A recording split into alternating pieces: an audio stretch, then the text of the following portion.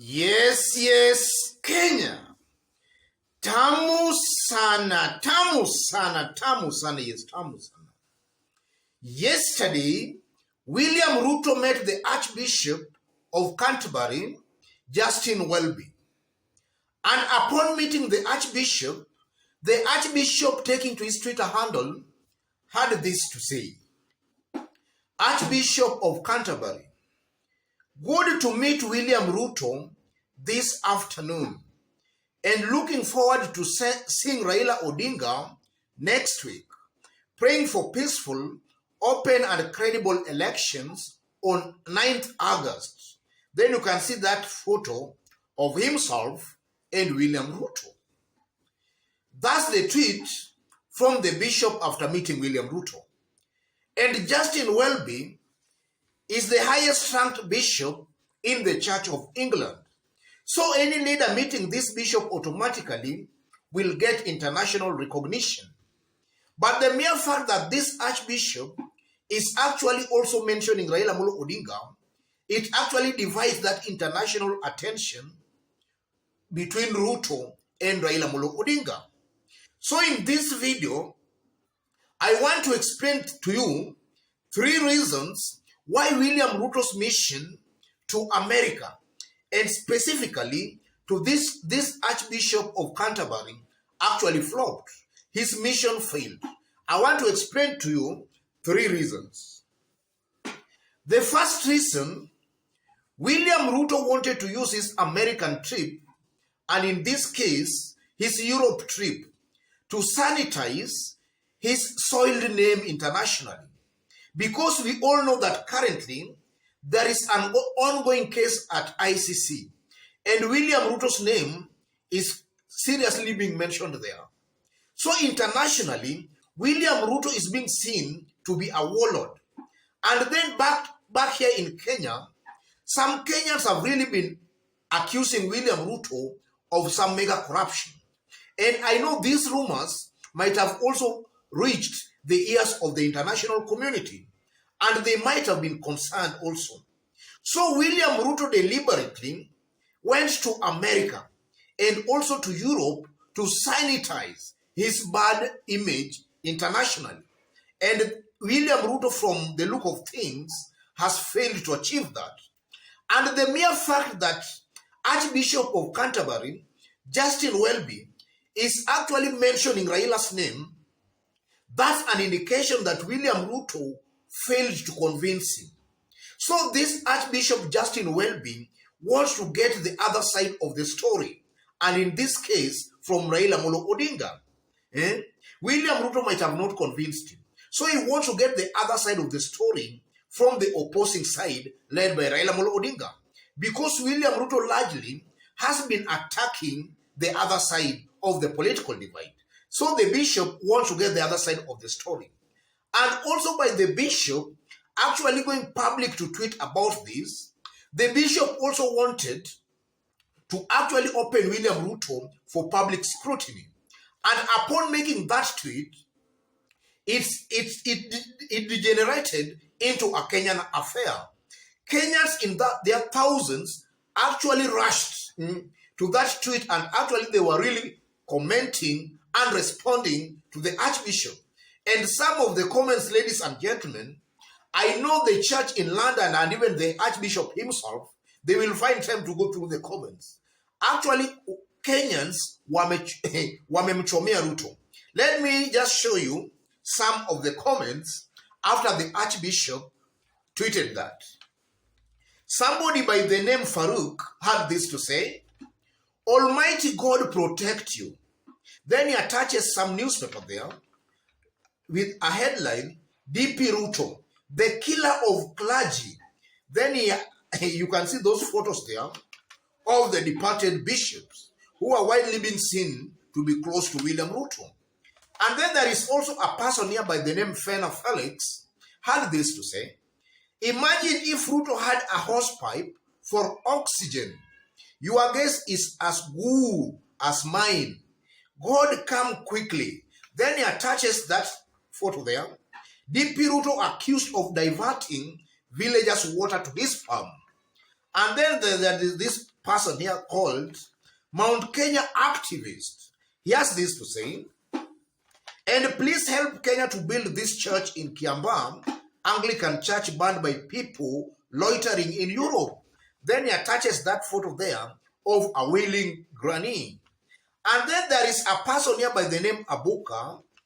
Thank God you are meeting first the president of corruption in Kenya, and looking forward to now meet the president of anti-corruption, Right Honorable Raila Odinga. And largely, if you go through the responses, almost a whooping majority are castigating William Ruto. They are actually exposing William Ruto as corrupt, a leader who fails the integrity test. And I know the Archbishop and even the church in London will have some time to go through this tweet, because it seems it actually degenerated into a Kenyan affair. A majority of the responses actually are coming from Kenya. And from this tweet and the response, it's very clear that William Ruto's integrity is actually put to test here. So in my considered opinion, the mission William Ruto wanted to achieve to sanitize his soil reputation internationally, William Ruto has actually made it worse by actually now being exposed to the international community. Because this tweet from this Archbishop, I know is being seen all over the world. And if the world can go through all these comments, then that's a big blow to William Ruto. Wakenya wamemchomea Ruto. And then the second mission, William Ruto is trip to America and Europe. William Ruto wanted to portray himself as a godly person who is also being recognized by senior Christian personalities across the world. That's the kind of a narrative William Ruto wanted to achieve or to perpetuate. And you know, William Ruto has been projecting himself as a person of God, a man of God. And he has been branding his competitors, and in this case, Raila Odinga, as a muganga. So by visiting this Archbishop of Canterbury, Justin Welby, William Ruto just wanted to confuse Kenyans more, or rather further, by now telling them, you see, I'm recognized by also some notable Christian personalities around the globe.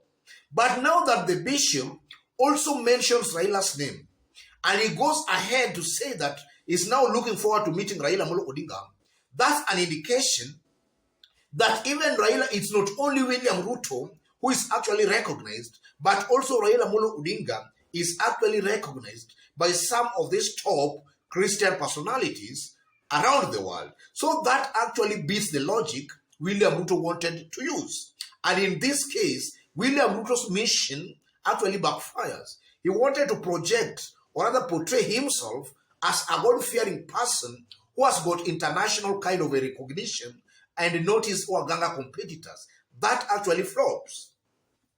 And then finally, William Ruto wanted to use his trip to this bishop and to America to also, he wanted attention, international attention, to just be on him. He wanted the international community to zero on him as William Ruto. Because you know, a presidential election, you must also be given some favorable recognition by the international community. And that can actually help you in even acquiring some funds from the international community. So William Ruto wanted himself to be the topic. But now that Bishop is mentioning Raila Odinga actually betrays that. And from where I see it, William Ruto is not very happy with this bishop by actually also mentioning Raila's name.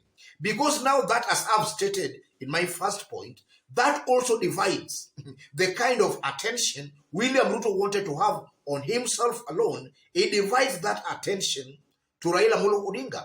And imagine Raila himself, this was William Ruto's trip. And Raila is widely expected that come next week, after being crowned as a new presidential candidate, Raila is going to take a 5-day trip to Europe.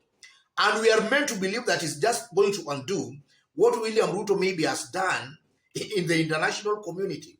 And from where I see, Raila is coming out as most trusted and being viewed favorably by the international community as compared to William Ruto.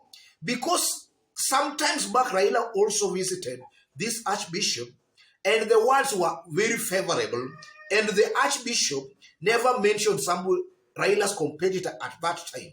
But in this case, it's very clear, ladies and gentlemen, that William Ruto has failed to convince the international community.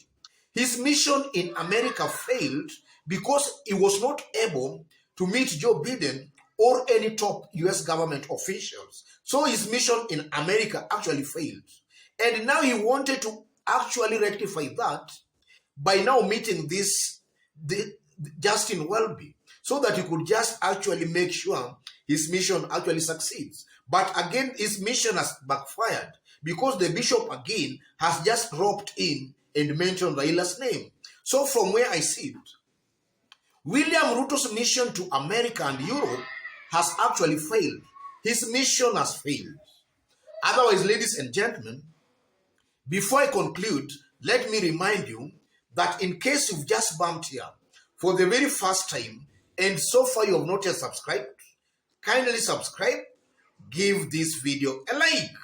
And to our fans, our subscribers here, I'm very much humbled, very grateful for the kind of support you are giving me here.